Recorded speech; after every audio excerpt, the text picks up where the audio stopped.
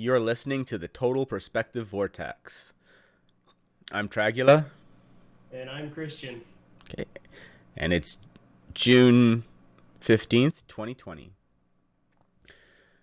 So today, we just got through another humdrum weekend where more stuff was burned, more people were shot, uh, and the president of France surprisingly got based on us and uh, said that there will be no more erasing history in France. So he's against the desecration of statues and art, which it's just sort of a surprising place for it to come from.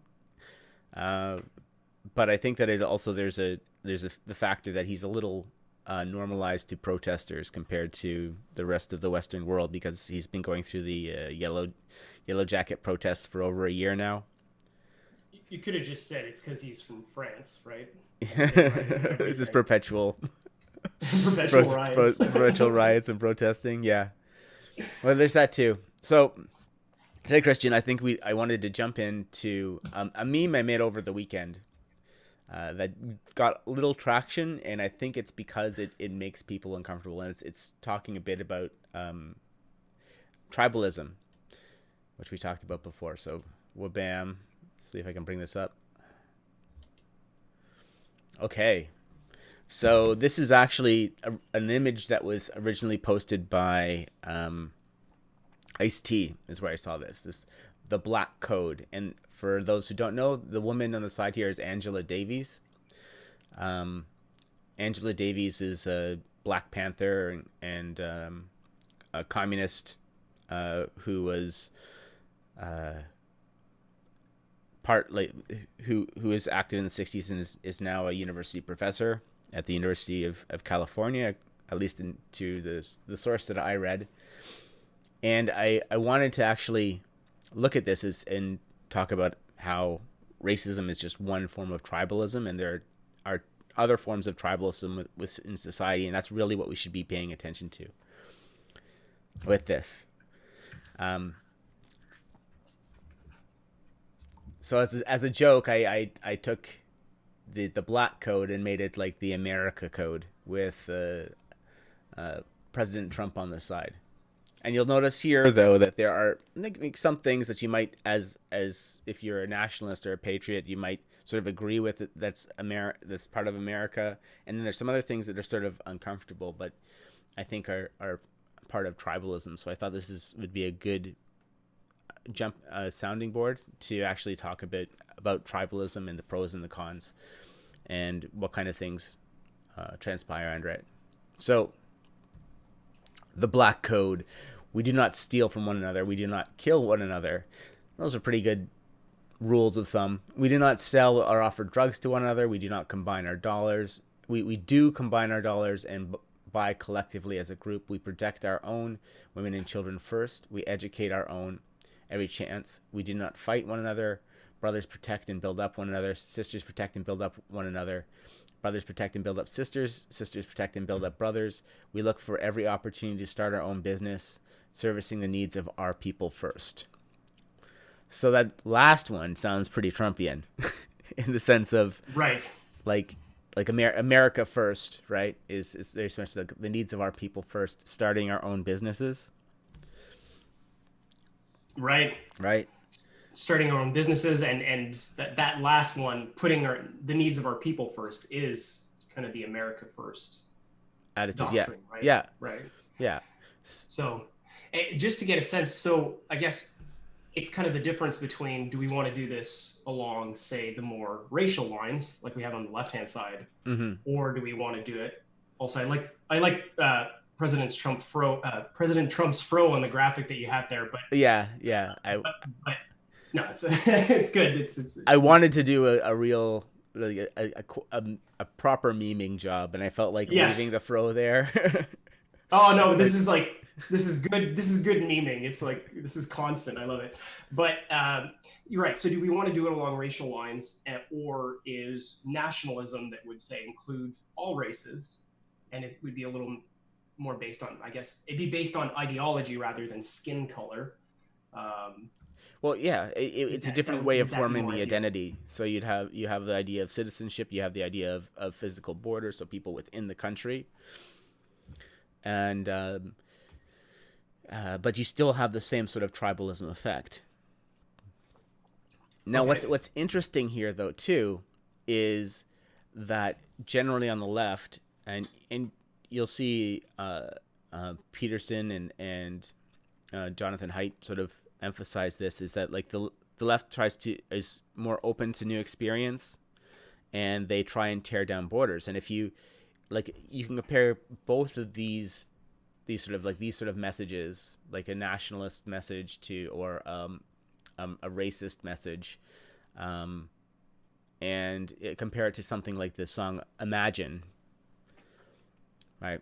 Okay. Which is sort of another piece of, you could say, like to John Lennon's a communist propaganda type song, but it's about erasing identities. No, seriously, because this is interesting because this is like Angela Davis was from the '60s, like when, and so was John Lennon, and this is sort of the message that was being put out here, and you can see the fundamental contradiction between, the whole song "Imagine" is about tearing down identities and borders, and then we'll all be happy, right? So it's like, imagine there's no religion, imagine there's no I countries, see. imagine there's no races, like everyone is equal, right? Is our sort of argument there. Like, we'll just erase all our identities and we'll treat everyone like family and all our problems will be solved, right? So we'll all be in one super big tribe. But Right. that's not the reality of human thinking. So the fundamental thing here is that the left has this idea that we'll just make everyone part of like, we treat family good, so we'll just make everyone part of the family, and that will solve the world's problems. Okay. I'd like to ask a John Stossel type question. Sure, go ahead. But isn't that the end goal, that we all just get along? Isn't it uh, uh, a good thing to try to attempt? I like, we touched into this in earlier podcasts, but it doesn't work. It doesn't scale, is the problem. You can't treat everyone like they're part of your family, because you don't pay enough attention to them. You can't love strangers in the same way you love your wife or you love your kids, Right. right? It's and if you try, you become caught up in a disingenuous lie, and then you start forming bad boundaries and bad forms of tribalism. So again, it's just like I consider myself an atheist in certain regards, but I see some issues within the atheist community because I don't believe you can escape religion, right? And a lot of atheists sort of say they're anti-religion. It's like, I have no religion, just sort of the John Lennon "Imagine" type thing. But it's like, no, you've put yourself above religion, and in doing that, you're no longer inspecting how you're forming your religion. You just and because of that, you have a propensity to form uh, toxic or maladaptive religious tendencies, and they go unexpected, so they continue and perpetuate and become worse. And the same thing is with how you form your tribes in this regard. And Right. so if you the result of having this sort of open attitude where we're going to make everyone part of the tribe, and I'm putting myself up above, no borders, like no USA at all. I'm going to put myself above all this tribalism, all this nationalistic tribalism, all this religious tribalism. We're all going to be one big happy family. Well, the problem with that is that you're not. And you're not, because you are declaring yourself above it, you're not going to be inspecting your life and inspecting how you are building your tribes, and you're going to end up with this kind of racism, right? With Right. where, or other tribes, right? Like, you're going to end up with radical Muslims in your mix, and they're going to outcompete you because they'll be playing the tribalist games, and you won't have any way to respond to that effectively.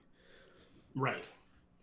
Right. And you know, you do make yourself vulnerable to those who have a code that's very well articulated and that has, say, intellectual and I guess physical in a sense as Yeah. well, but strong, say, borders and has a defined shape. All of a sudden, you're vulnerable to all those different groups, except for Christianity, because they're bad. But but for every Yeah. other group that Uh, comes but in, it's like, but oh, maybe they have but something. this is the problem, and this is my answer to Jordan Peterson's question of when does the left go far? When the left aims at the impossible, because compassion's goal is to set the target area that we're trying to achieve with our compassion. And when you set something outside the bounds of what is possible, then you start with dangerous deception that leads to the kind of dialogue we're having currently in the West, where there's absolute chaos. So you can't Well, have a conversation when people are desiring when people aren't recognizing the inherent layout of the world, of where the boundaries are. So an example of that is with let's go to the Chaz, or the Capitol Hill Autonomous Zone, which is this communist experiment that's going on in Seattle right now. And there's videos of people violently being roughed up, much worse than what the police do, because the police actually have some training and so they have and some sort of goals when they're in one of these encounters. So it's actually people are getting beaten up worse at this point, right? And for smaller infractions, and it's because that they've tried to set up like a monopoly of violence in their pseudo state, but they're not efficient with how they do it. So they set up this state. Let's go back to the underlying point. The underlying point is that there necessarily has to be some complete policing in society, and if you try and of set up course, your position or your compassion, so let's say, well, there's not going to be these police interactions, and all these police interactions are never going to be violent. Well, that's the police have to deal with violent individuals, or individuals who won't play by the social game. That's their job, and right. that's going to be ugly, and that's going at times, and that's going to look in it's not always going to end well.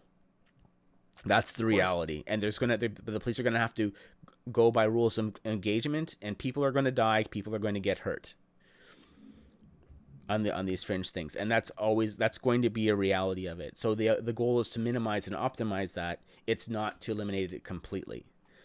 And this is a big part of the problem now, is that we have people who are so sensitive and have not seen the boundaries of society, and do not understand the trade-offs that are existing underneath this complex society that's keeping them so safe. So Right. so they set up goals and aspirations that are impossible, standards that could never be achieved, and when wisdom, the wise in society are trying to implement this, you get garbage out, right? It's sort of a garbage in, garbage out phenomenon. Right. Right. And this is central, I think, to left wing thinking, and I think once you kind of identify it, that might kind of start pushing you towards, say, the right. But like, because you've touched on two things, but they're very similar, right? So one, you talked about, say, from a religious perspective and also from a social perspective, Yeah, but tribalism um, and religion. But yeah, right. So from a religious perspective, I can say firsthand, kind of the New Age movement. What's fascinating about them is that they're trying to develop this kind of religion in a sense. They might not call it a religion, but it is. And what they've done is they've said, okay, let's throw out everything that all kind of thought, like religious thought in the past 2,000 years, and let's start fresh. And the things, so I mean, I have friends that are kind of new age, and some of the things that come out of those circles are just bonkers because they're trying stuff. They've rejected everything outright, in the past. And then they're trying to make up their religion on the go. But it's like, if you really think about this, if you read theologians, they've thought about this, and they've actually, hundreds of people have jumped in on, really intelligent people have jumped in on that conversation, have kind of debunked that way of thinking. So Yeah. similarly, we're seeing this where they're like, let's just flip the table and reject everything and reject all the wisdom that brought us to, being able to speak freely on topics. Yeah. That's a lot. There's so much wisdom that has to be built up so that we can get to that point in society. That took a while, and that took thousands of years, and they're just flipping the table and just getting rid of it. Here's another key point, though, that most of the knowledge wasn't earned by people thinking and writing, smart people writing things in books. It was learned by making mistakes, sometimes very bad mistakes, very tragic mistakes. And if we erased history and then we erase our traditions, we're deleting all that hard-won information from those mistakes, right? Like, if you're well-oriented, and I like this a lot, if you engage with the world, you either win or you learn, right? It's not a win or lose proposition. It shouldn't be. If you're iterating properly through the society, you're winning or you're learning, right? Very Jocko Willink. Yeah, it is Jocko Willink. I'm stealing it from one of his books. All right.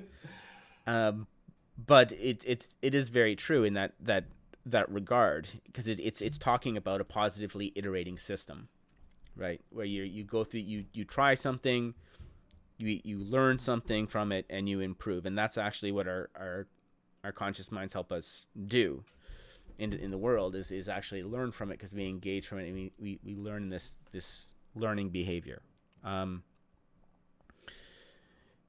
And abolishing that is very dangerous. Now, abolishing that completely is very dangerous, and that's actually, like, and this is an ugly word but it's a good word for it. It's dogma, right? It's this hard word, knowledge of how we do things.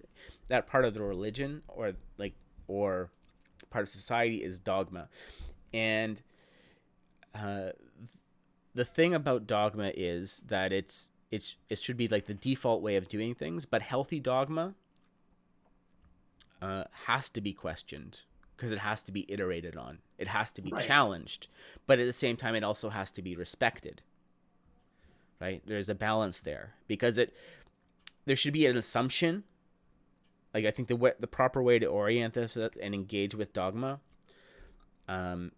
is, and you can think of this like a master-student relationship. And I think that there's something wrong in the West here with how we treat mentors and disciples, or we treat people who are learned and people who are students. We avoid using the word disciple or student because we think it diminishes people, but it's very important to be a good student. But to bring it back to the point I was making, the dogma needs to be challenged under the assumption that it's right, but it's maybe not explaining itself well, right? And from that dialogue, we can both improve the student and the dogma, right? So the disciple and the mentor can be improved from that dialogue. Does that make sense? That makes sense. Yeah, and that's a big part of our a big part of the problem that's wrong with our education system, and just wrong with with our social dialogues now. Like, we teach it's a hidden problem with the way with our self-confidence, sort of everyone gets a participation trophy education system now, is that we treat our students like Greta Thunbergs, like they're all activists ready to change the world. That's evil and needs to be changed. And we're not fostering them like a respect for there's a reason we're doing things a certain way, and figure out what that reason is before you try and change it. Right. That's well articulated. I like that. Yeah. And that's critical. And if we approach a lot of these systems that way, it would be better. You can see there that this is not a like a conservative opinion or a radical change opinion. It's a method. It's a articulation of a way that these two worlds fit together in properly in a well-oriented fashion, right? Because we're talking about the dogma needs to be um, the dogma needs to be challenged, but it should also be respected. So it shouldn't be respected to the point where it's unquestionable, because then it becomes tyrannical. That's how things can go wrong on the right, or one of the ways things can go wrong on the right. But the dogma should not be completely abandoned either. Like it shouldn't without clear articulation of why it's being abandoned or how it can be improved. You shouldn't Right. reject the you shouldn't reject the dogma entirely, abandon it entirely, because that's the left going too far. You shouldn't hold the dogma in contempt. You shouldn't question the dogma so much that you hold it in contempt, right? Right. That's the left going too far. Right. And what I would say to teachers is, so if we change the way that we're saying that, and let's say specifically in the case of teachers teaching like the Greta Thunbergs, it's like make make rather than your opinion just matters because you exist, help the students, help them make their opinions matter, educate them, inform them, and then their opinions will matter. But you Yeah, don't get no I knowledge, no anything, and then your opinion suddenly matters, but you're not speaking from any kind of wisdom and from any kind of foundation or anything. well, So they're turning our children into activist bombs, communist activist bombs, in a lot right. of ways. Like that's the way their education system is sent now, right? It's I I would argue that like we have so many teacher activists at this point that the education system is less about teaching people and turning more people into weapons against the system, right? Or against the dogma. And Right.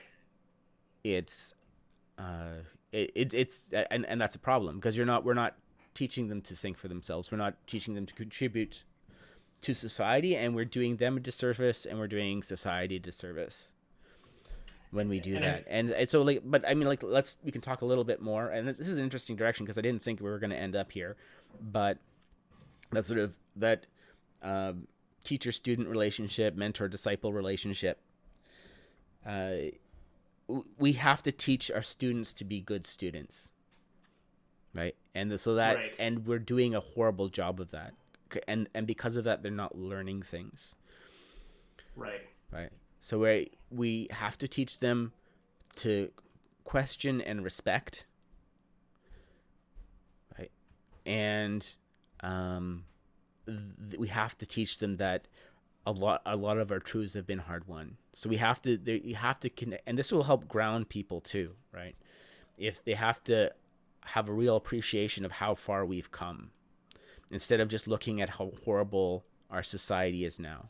It's very easy to hold something as complex and beautiful as the United States of America or Canada in absolute contempt when you don't really go into you don't go into the history of how this thing came about, right? Right. When we don't link it to anything of a history, and we spend so much time now in our education focusing on all the things that are wrong. We haven't focused on like, how did we get here?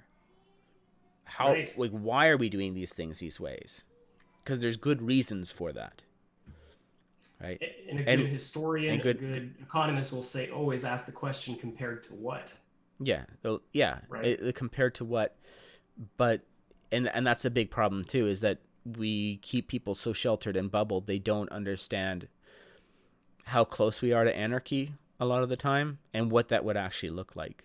I think the um I was musing over the weekend of just maybe for citizenship we should just have people spend 7 days in the wilderness with just a Bowie knife or something, right? Oh Like, yeah. yeah, and if you you get your Well, citizenship after after the seven, after we come back for you after the 7 days and you get your citizenship. And like my well, I thinking think there, it's like it's that part is the of drive of camping, right? That's you go out and then you remember, oh yeah, showers are awesome. Like a hot shower, this is amazing. yeah, I mean, there's so many things that you regain an appreciation for if you do not like what they call glamping. But yeah. so But it would there's a be, lot to that. I think there's a I lot to had that that. experience. There's a, but I think that there's also along there those lines is that you'd have to, for people to survive that those 7 days, they would have to they'd have to actually do some practice and learn some things about survival ahead of time and the wilderness, and that would really change people's perspectives on these situations and how bad things could get. It's actually, I think it's very Heimlin-esque, this sort of line of thinking. So like that's the Starship Trooper author, where Right, right. Yeah, citizenship, I'm feeling that vibe. Yeah, for yeah, sure. yeah, of what is it? A service equals or service equals citizenship, or what is it? Right. Um, I can't Yeah. believe I'm messing that quote up. It's such a beautiful and succinct one. But where what I'm going with this though is that there needs to be a way to overcome that disconnect, and of course, making every citizen, every one person go spend 7 days in the wilderness right now would be impractical. But I think that we should start doing things along those lines, and where we start showing people the boundaries. And Tim Pool actually made a good observation over the weekend along these lines. Like he pointed out that these people are LARPing Right. in the Chaz, In the Chaz, but right. he showed some sympathy for them because they're coming from an environment where their choices don't matter, right? They can behave that, like, a lot of them are upper class or upper middle class or upper class wastrels, like children who've grown up in affluence, and their actions have largely not mattered. Whether they study hard or don't study hard, they sort of end up in the same place. They're still taken care of, right? And that is really destructive to the human spirit. Is this idea Right. if your actions don't matter, if your actions don't have consequence, you you lose your sense of meaning very quickly. And if you see what they're doing, they're trying to set up their own society, they're trying their hand at gardening. They're trying to make their life have meaning, in a sense you could argue, right? They're pantomiming at these actions that were important for their ancestors, right? So they're playing at survival because they don't understand it, Right. right? I want to try something on. I want to try an idea on with you, if you don't mind. Um, One of the things that I've been wondering, that I've been kind of thinking about over the past month or so, maybe the last 3 weeks, is because we've seen this before in history where the upper classes are in some sort of malaise. You can see that with the like in the Russian Revolution. If you read Dostoevsky, Mm-hmm. it's a lot of his settings are there, and you see this type of thing. Like this is we've seen this before, and I instead of I really like your approach there, and Tim Pool's approach of not antagonizing, but really Yeah. seeing what trying to empathize with them. I just want to And jump one in of the really quick because there's a point I want to make on that. Is like, and connected back to the Heimlin thing, they're already pantomiming and trying to, because they sense that need to get in contact with these things of survival and your actions having meaning and being part of the system, and they're playing at it. So we need to find ways to reconnect them with those roots, to show so them how that things have meaning. okay, so yeah, so we're exactly on the same page then. So I'm just wondering what kind of responsibility. So I'm more of a country boy. Mm-hmm. I do all sorts of country type things. I go camping. I go. I'm a firearms enthusiast. I do all sorts of things. I do construction. I'll do construction type projects, and I sometimes wonder if part of this malaise could be remedied, you know, instead of just watching our society slide as these like nihilists, or, you know, Yeah. they're kind of a, there's kind of a suicidality to what they're doing.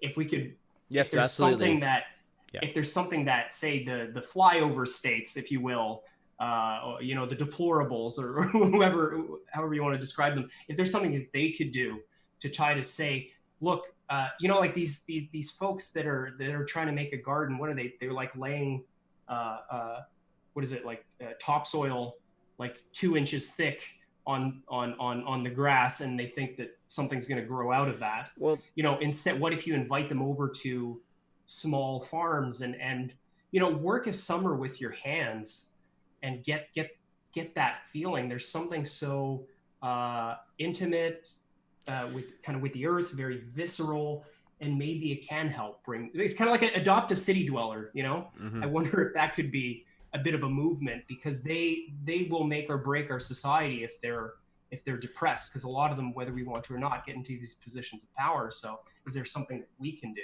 So just kind of the thought I've been having. Well, I think that there's a lot we can do. I think that Okay. like this is, but the and this is actually a very fruitful vine. Like I mean, even simpler things like you're talking about, like the adopt a city dweller type thing. I think that people Right. should be reaching out on an individual level, but like bring shop class back to schools, right? And home ec, so that So where people are actually connected to things, have take people as part of the curriculum. You could have people go out in the wilderness and find edible plants. These are all I things that have guess, been taken out of right. our education system. But My here, issue with that, my issue with that is that what you're saying there, the people that are in power are the city dwellers. They're not going to yes, bring it back. yeah, that's a So problem. But we, so but so there's no meaningful way of making that change, I guess, is, you know, yes, there is. let's be real, in the sense that we don't control that, they do, and they're not going to bring it back. So that's what I'm wondering, what we can do as individuals to Okay. bring that back. So you Oh, disagree with that, though? well, we have to change. The first step is changing the frame. The first step is I have to sell you on this idea, because and then you can use your creativity to come up with with good ways of reaching that to bad, because there's lots. Bring back scouts, make scouts more, bring scouts back to its roots, right? Right. That would be a useful team, like more effective Big Brother programs, right? Like there's those, and but also not just for like disadvantaged youth, but also privileged youth, which sounds a little bit Right. counterintuitive, but there Right. needs to be uh, more people in the upper class working with their hands at times, and Privileged youth outreach. yeah, privileged youth outreach, yeah. Right.